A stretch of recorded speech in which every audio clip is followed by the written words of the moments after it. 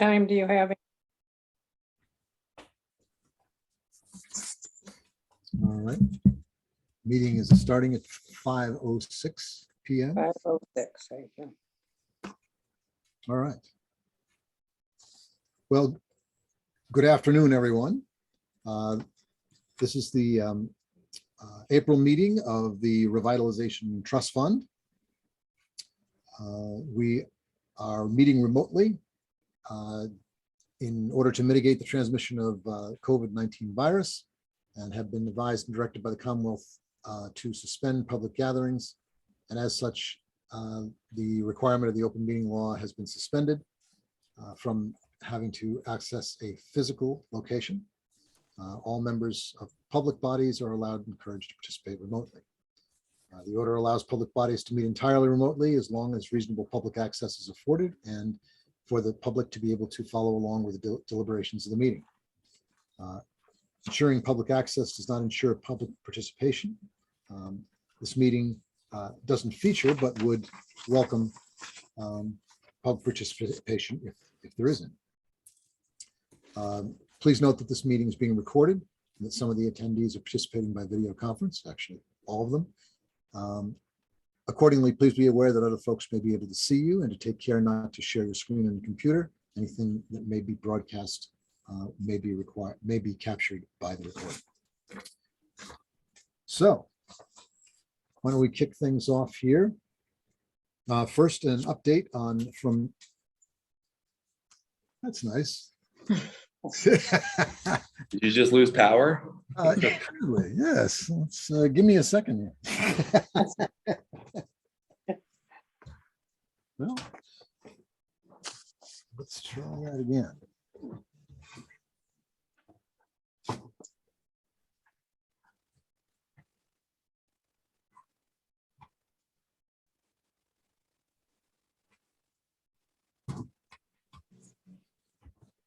I'll be right back.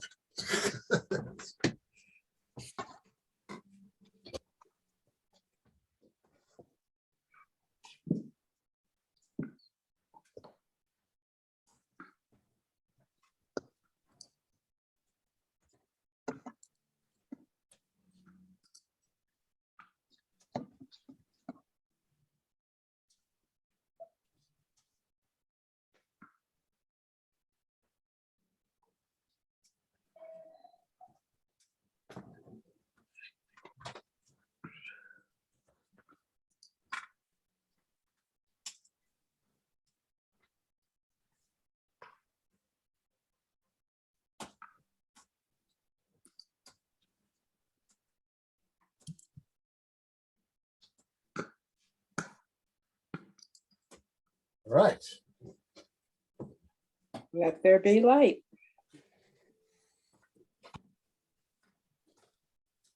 All right, let's see if we can do this. I'm not sure exactly what kicked that off, but I'll try to be very careful. Take two. Yes, here we go. So other than our momentary blackout, let's get on to the From Needham to the World installation update. Actually, we're moving along in terms of being able to get the framework and the backer board together during this by the end of the week, I think. And Eric, you can give us an update. We're making progress in terms of linking up with the carpenter. So why don't you tell us where we're at? Yep. So spoke with Marcos this morning, actually, and his plan was to make it over to Newton today to pick up the sign and the frame and the backboard and bring it back to his shop. I think he was planning on fabricating it and putting it together over the weekend. And the last I left it with him, he was going to get back to me shortly or in the next couple of days with a potential install date for next week. Really only should take him several hours of one day. And Paul, you and I just have to get on the same page to make sure that we have the proper sidewalk access that we need. To your point, it's not going to take long to hang it, but he will need some space to operate there, as it's a 4x8 sheet. We don't want somebody walking down the street getting bumped by accident. So we should hopefully be able to cone off a section and then still allow, a clear path behind. But just want to make sure that we're okay to occupy the sidewalk, whatever day it may be next week. And I'll let you know as soon as I have that date. Okay, as soon as you do, what I'll do is make a quick call to the town just to make sure that if there's anything. Yeah.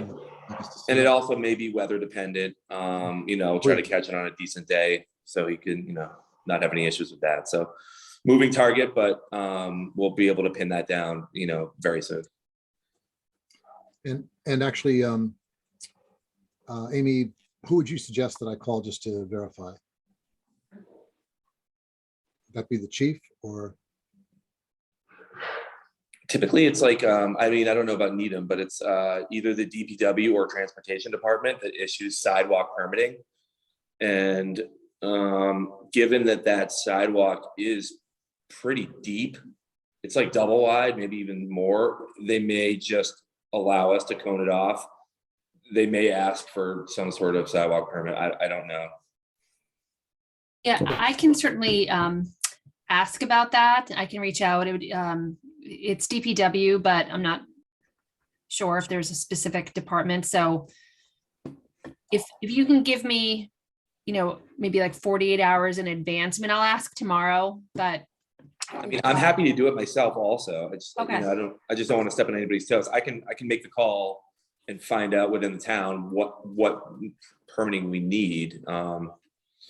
Happy to, just let me know. Yeah, let me shoot a quick note and then I'll email you and Paul and let you guys know what I find out. Okay, cool. And I can, also, follow up with Ryan with whatever information that you get in terms of, just informing them of when it's actually happening once we know. Yeah.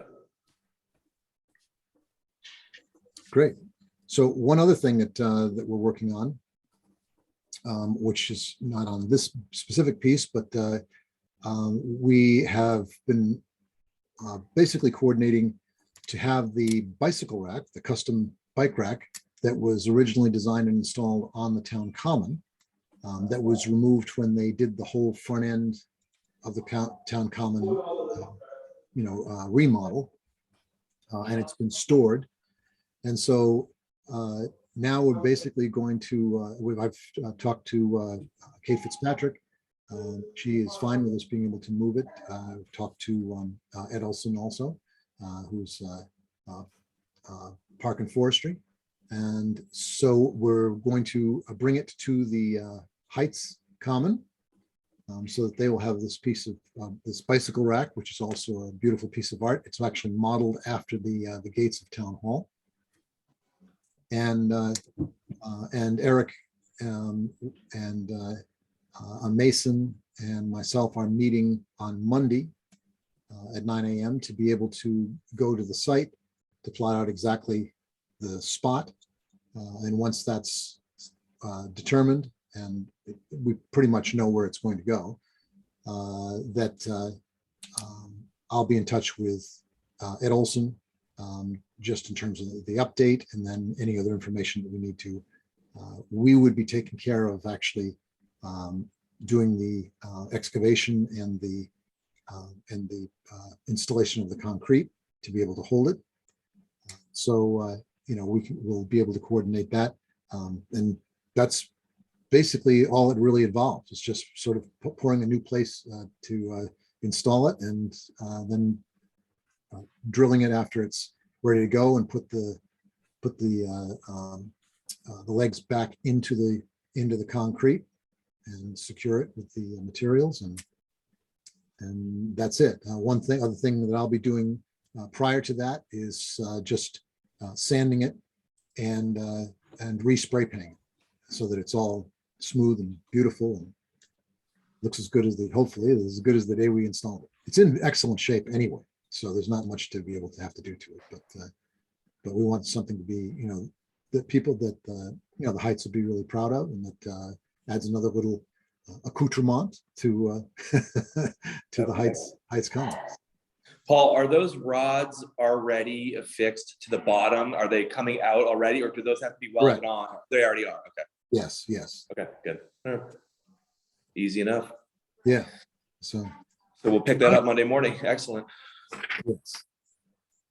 So, promotional banner and wall applique for Eaton Square Public Art Gallery. I have both applied to Design Review, who reviewed the applique idea a couple of nights ago, and they approved it. And the select board just approved the banner for Eaton Square Plaza, which is the companion piece to this. And so we're approved for both of those things. The one of the things that we're doing is we're actually making some tweaking to the image of the gallery itself to be able to make sure that it reflects very closely to exactly what the gallery will look like. There's with the one of the images that we have, that it has a little bit of poetic license in terms of how large the letters are for the gallery and so on.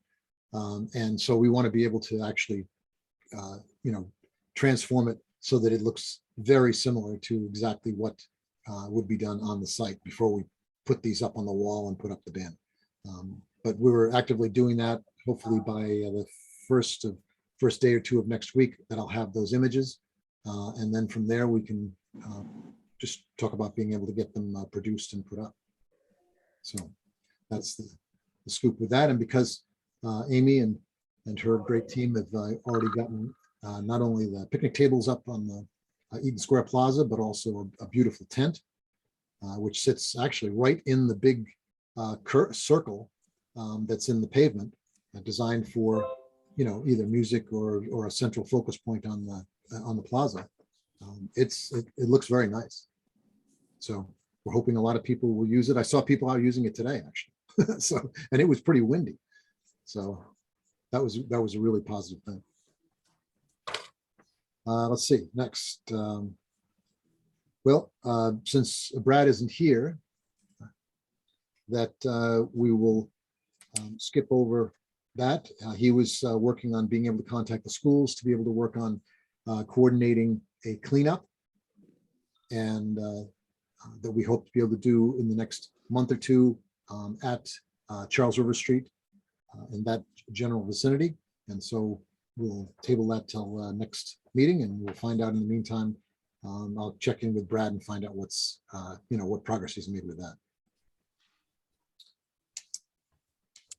One of the things that's really cool this last month is that we had a new banner sponsor go up, which was the Needham Community Council, and they did a beautiful banner that's all down Chapel Street, and that's basically the first time that the Community Council has participated in the program. So we welcome them, and we're delighted to be able to see that very nicely designed banner up on Chapel Street.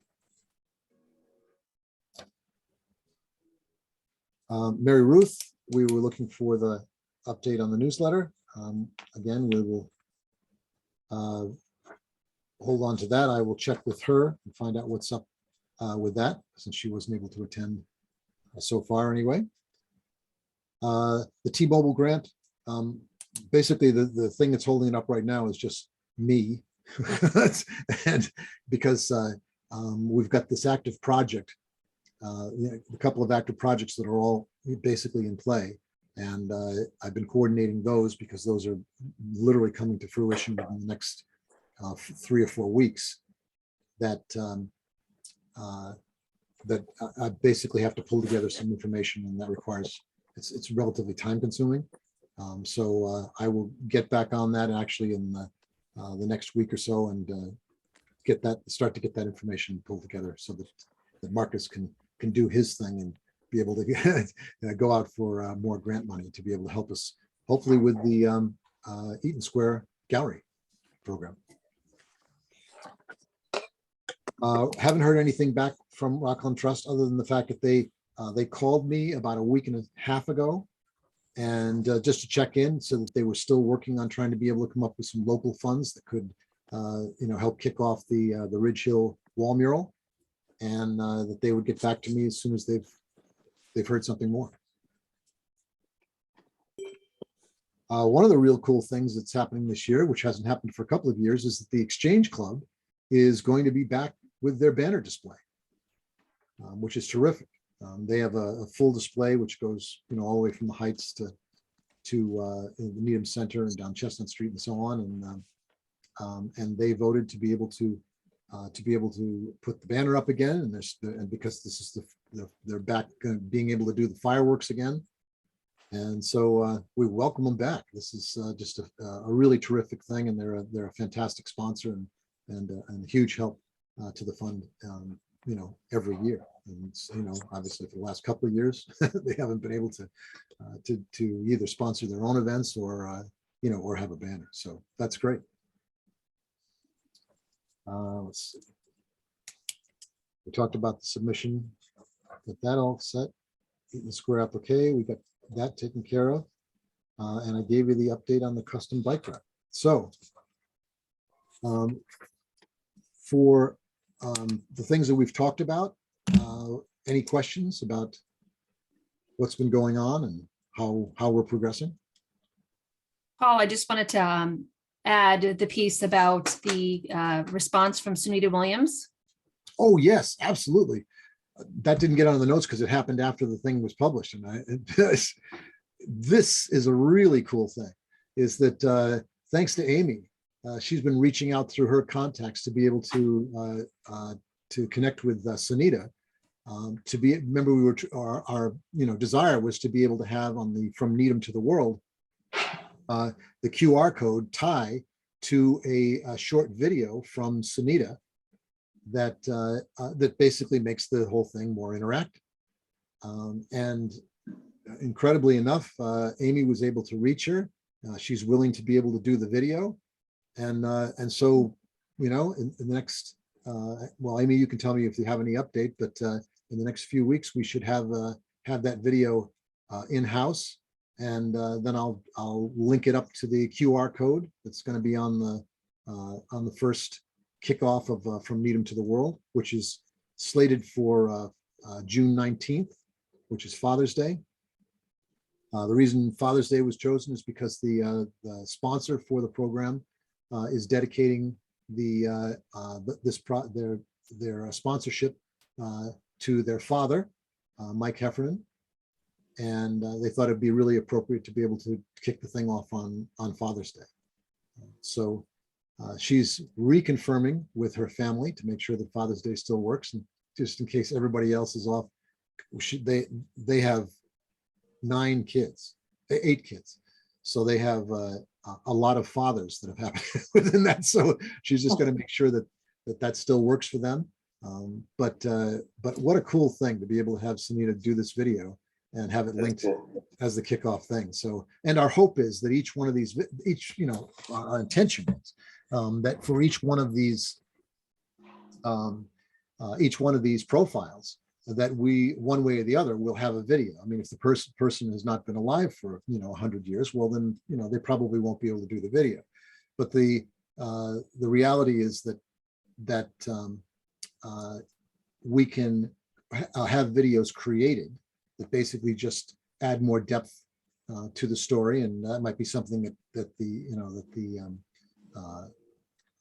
History Museum can help us with in terms of being able to create those for the ones that are more historic, and then for other ones where people are still alive and kicking, that we'll put together a video and have them speak directly. So I think it's going to be a really fun part of this whole program, and I hope that the general public just gets a kick out of it and learns a lot about a lot of great people who've done a lot of amazing things out in the world that lived in need. So thanks, Amy. Yeah, I would have kicked myself if I missed that one. Yeah, no worries. It was a superintendent who actually had the contact. I had reached out to him and asked if he could make the connection. He forwarded my email request on to Sunita, and I came in on a think it was not this past Monday, the Monday before, and I look in my email inbox and there's a NASA address and I'm thinking it's spam. And it's, and she writes to me and to the town manager, Kate, good morning, Amy and Kate, blah, blah, blah, it was very, lovely and casual and stuff. And I was like, is this real? But it was, and she's she said, just tell me what I need to do and when I need to do it, but I'm happy to help. So she's honored to be chosen and featured in this project, which is really nice. Well, that's great. Paul, put it back. Paul, I just have one other question too, is we had talked about at one point being able to have sort of the historical perspective of the contributors to the NCRTF in one place, like in a Google Doc, and then sort of on one sheet, and the next sheet would be a place for members to go in and maybe put down prospects, and if they have a connection to them, it's like, well, my neighbor works for Fidelity, and I know they sponsor stuff, that sort of thing. So would I go to the treasurer's office as far as, and how do we get sort of a comprehensive, or is at least close to comprehensive, I know trust fund's been around for a long time, but even just the last 5 years or so, to get sort of the history of who has contributed, so that we can have some kind of document, so that not only I think it would be helpful for everybody on the committee to take a look at that, but that it would allow others to be engaged in a way to say, hey, maybe we should target this company or that foundation or whatnot for additional sponsorship opportunities. Well, the person you would want to speak to actually directly is Louise in the select board office, Okay. because she actually, one of the things that she and I set up just a few years ago was being able to create a spreadsheet. Yeah. That basically logged every person who was donating and any other additional information, if they had email address, those type of things. That was one of the things that wasn't being captured on the back end.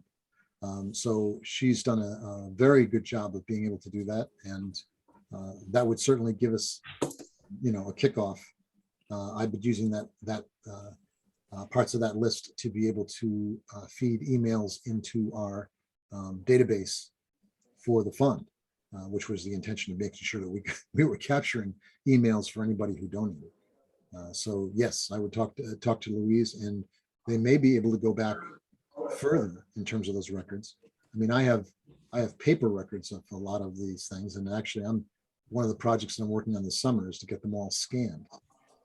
So, but that's still, even as a scan, it could be a Herculean effort to be able to put all these into a spreadsheet going back. Yeah, that's, if you have any interns that would like to be able to take on a project during the summer for data entry, that I've got a project and we could definitely do that. Okay. All right. Good to know, because I think it would just be helpful for myself included, just to get more of a historical perspective on who the contributors are.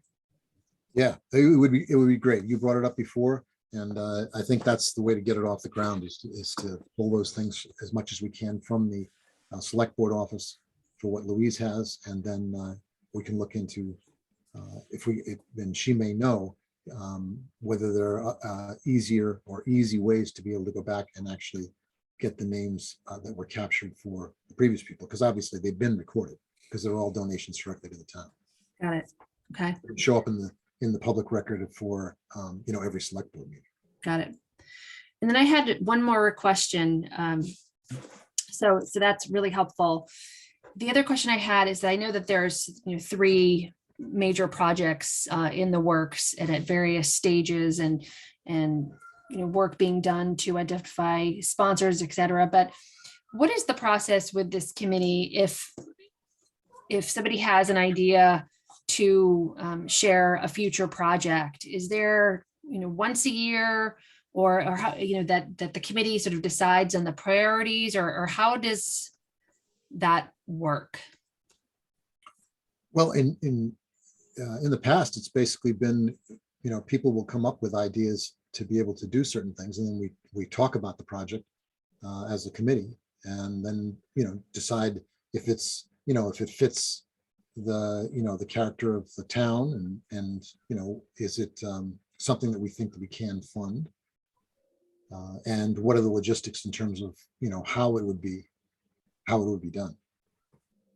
So those are that's basically what it is. I mean, I'll bring projects to the to the committee. Everyone will discuss it, and we're always open to being able to have ideas put into the mix. So it's not like an annual thing.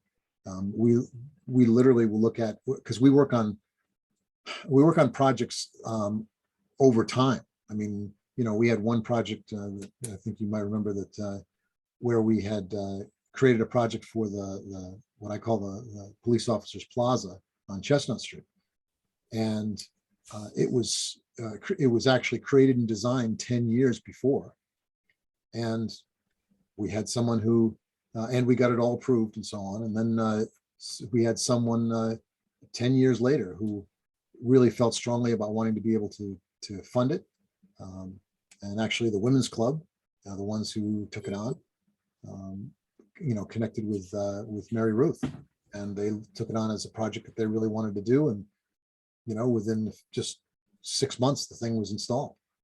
So that's sort of the way it works. We have X number of projects in the background, and it all depends on what people find a connection with as to whether they'll sponsor. We go through the process of doing all the work to be able to to design it, to be able to get the logistics of it, what it costs, and the approvals, and then the project basically waits for funding. And depending on what we're focused on at the time, we'll move from one thing to another.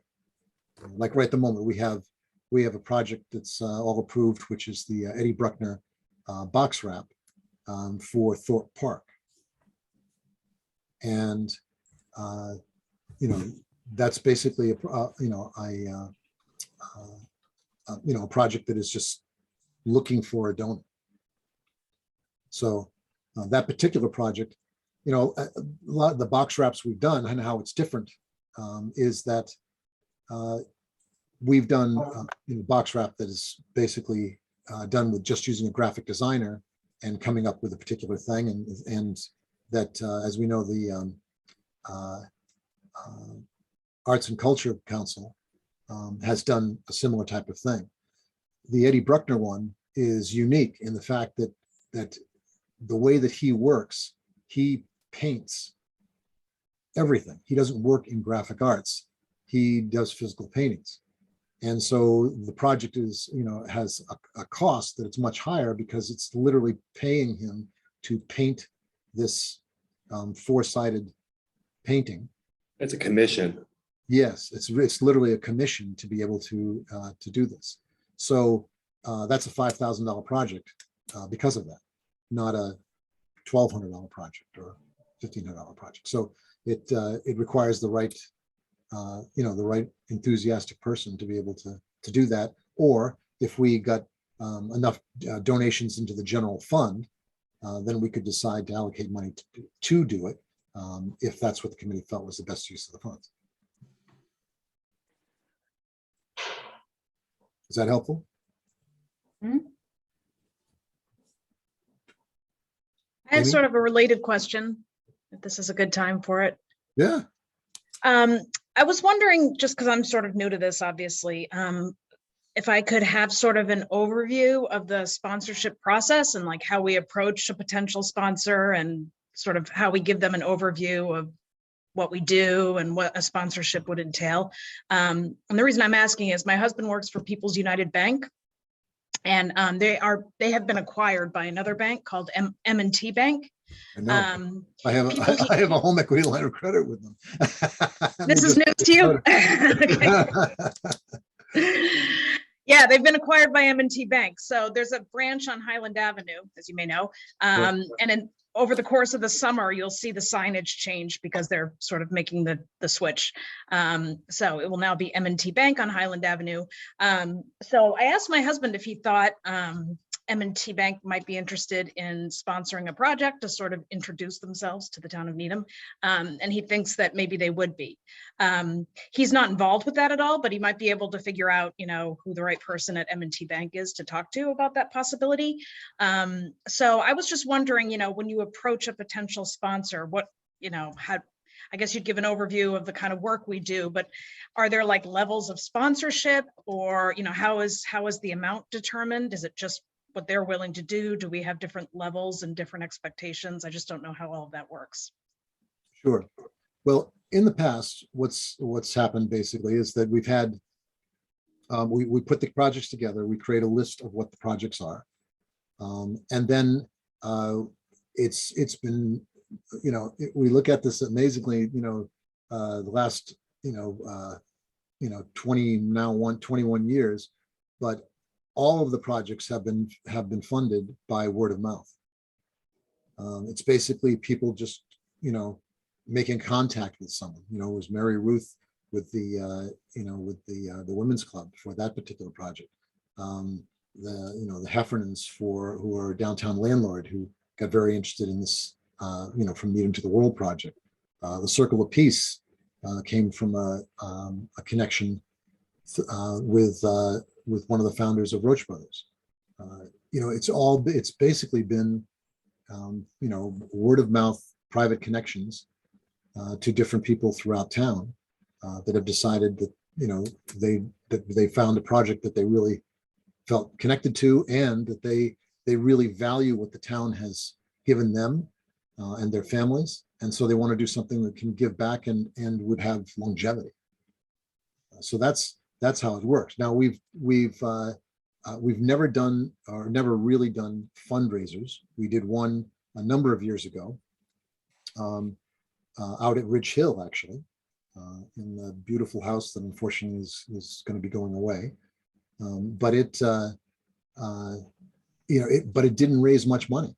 I mean, a lot of people came out, but in terms of the types of projects we do, since they tend to be, fairly higher dollar amount projects, that you can't really adequately fund them with a lot of $25 donations. And so that's why we tend to look to network through friends and connections that allow us to be able to reach people who have the ability to be able to make a more substantial donation to a project, and that allows us to be able to get them funded significantly faster. So it's tough if a project takes a long time to be able to get sponsored. Then basically, I have to go back and reprice everything and find new craftsmen who can do it and those types of things. So that's basically what it's been in the past. Is that helpful? Yeah. So is it typically one sponsor per project, or was there ever more than one sponsor? I guess maybe it depends on the size of the project, but sure. Yeah, no, there absolutely have been. Like when we did the Claxton Field bleachers, that we had 3 different families that all sponsored that. Mm-hmm. It was a $15,000 project at the time. We had 3 families that all gave $5,000, and that created the bleachers that you see at Claxton Field, Okay. including the concrete pad and all that stuff. And like, for example, the rotating mural project, Mhm. is that completely covered? Or are you still looking for any support for the ongoing? I know that's going to last a while. Are you looking for support for that ongoing project? Yeah, there are two parts to that. One is the initial sponsorship, which is actually what gets the hardware on the wall. That's the basic thing. And because one of the things we always do is try to make sure that there's at least that if it involves a soft part of it, meaning artwork or whatever it happens to be, to kick it off, that we always fund the first couple of pieces so that we can then use those as examples when we go out to ask other people to be able to sponsor future ones. So yes, that project has two parts to it, as will the art gallery. One is funding it to get it physically installed. And the second is ongoing funding for each display. And so the cost to be able to fund each display is obviously much more modest, and something that is much easier to be able to raise money, even if it were done with some, 3 people donating $500, could cover the next one. So those are designed to be able to be very affordable for the long-term perpetuation of the project. Okay. And just out of curiosity, do you have a list anywhere of the people that are going to be on the murals? I know you've mentioned Sunita Williams, obviously. It sounds like she's the first, but is there a list, and how often will the mural turn over? Well, the right now, as part of the initial funding, there are 2 murals which have been already designed and already approved. Which one is, of course, Sunita. The second one is Bob Larson, who's a very well-known in Needham artist who has done a whole variety of different things for the town for decades, including, if you're driving around town and you see the 1711 banner that's up around right now, up on the poles right now, he designed that.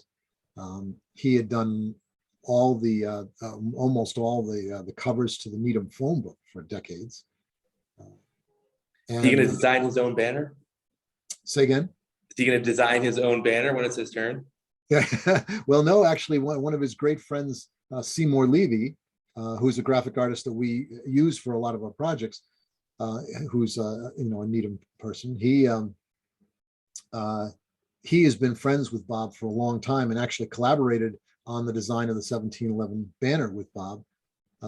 So he's actually created the graphic for that one as his gift to the town for Bob in honor of his friend.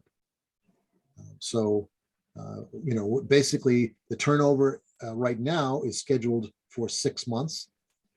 But the fact is that if this catches on, that we can change the rotation to be, the intention is to have the rotation be quarterly. 3 months is a long enough time for enough people to be able to see it, experience it, and for a sponsor to feel that they've gotten good visibility as having been the sponsor for that particular profile. As far as the list goes, we have a list of Needham notables that's about 50 people long, and one of the things actually we need to do in the committee as we start to move forward in this is that we had a former committee member who was actually putting together the next profiles and had put together some names for that. And we actually need a committee member now to be able to pick up and pull the information for the future profiles, which is basically information gathering. They don't have to do the graphic arts work. It's just, they just have to, pull together who they are, their story, basically, and any images that they find that are relevant to that particular profile. And so it's basically a research project that we would do for each one of these profiles. Okay, I'd be happy to help with that. I don't have any committee related tasks right now, so I'm happy to help out with that if you need help with that. That'd be awesome. All right. Well, now you do. That's great. So that would be terrific. And what I'll do is we'll connect up. I'll get you some copies of the list that has the people, the Needham notables on it, and also give you the names of the 2 that the former member was putting together as the next 2 profiles. One is a very famous jazz musician, and the other one, I'd have to pull it up again. I don't recall off the top of my head, but we wanted to be able to have something that was more contemporary and something historical, something contemporary, something historical, so that people are getting a mix, because we do, we've been here for not me, not you, but, as a town, we've been here for over 300 years. And so, a lot of cool stuff has happened during that time. So we want to have people, recognize the historic ability of that too. So that's great. Great. So shoot me an email and we'll set up a time and we'll get this thing to go. Yeah, because that's great. Sounds good. Any other questions from the committee?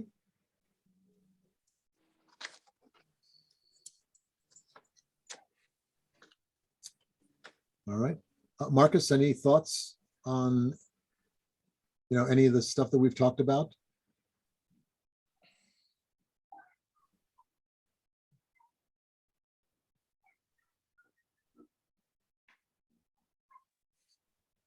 I think you unmuted. You there? Yes.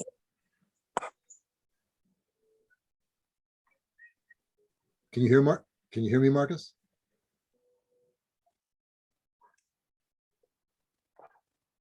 Well, I guess we can't hear him. Yeah, he's still here. Yep, he's there. Well, so I think that's basically, as far as the agenda goes and the things that we've, put in place. I think we're good. Any other questions or thoughts before we conclude? All righty. The Yeah. next meeting still going to be Zoom, I assume. Yep. And then in July, we do not meet, so we don't do either. Yep. And then in August, that we're going to work with Amy to be able to set up a hybrid meeting. Yes, And okay, assuming they haven't, done any other modifications to the open meeting law. But at least our belief is that we can do the hybrid meetings. And so if with that, hopefully being able to continue, we should be able to meet, I think, at one of the rooms in town hall is what Amy was saying. Is that right, Amy? That's correct. Yeah. Okay. And you can just let me know what we need to do to be able to, to coordinate that since we're not meeting in July. All right. okay. And I'm correct, Carol, that the next meeting date is May 26th. Yes, Okay. Terrific. All right. Well, Okay. thank you all. I will make a move to adjourn the meeting. Someone will second that. I second. All right. All in favor? Aye. It's unanimous. Thank you very much, all, and have a great weekend. Take care, Bye, everybody. everybody.